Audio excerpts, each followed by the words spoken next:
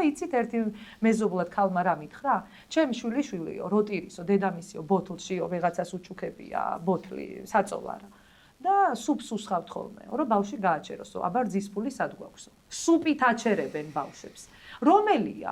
აი მაინტერესებს. რომელია 1,200,000 სოციალურად დაუცველია მშვიდობა? მაინტერესებს. ამხელა აქვე ჩამოსული რუსია მშვიდობა? იმპორტირებული საქონელია მშვიდობა, ონკოლოგიური პაციენტების გასმა, აი რა არის მშვიდობა? ჭურვი? და რა გვინდა ჭურვი? ისეც კლავენ. და არ კლავენ ფასებით არ წამლებით არ წამალის საერთოდ რა პროდუქციის ხარისხი, წამლის ფასი, ექიმთან რომ მივდივართ ენდობით თქვენი მექიმს, მე ვერ ვენდობი. ღმერთმა დამიფაროს საქართველოში ექიმთან გამიხდეს და ეგრევე ვიღებ იტალიის ბილეთს იქ მივდივარ, დამანებეთ თავი.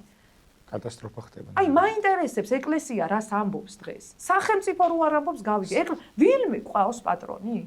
ანუ ისევ მივდივართ თქვენ მთავარ კითხვაზე პასუხად. ისევ ხალხი უნდა გამოვხიზლდეთ.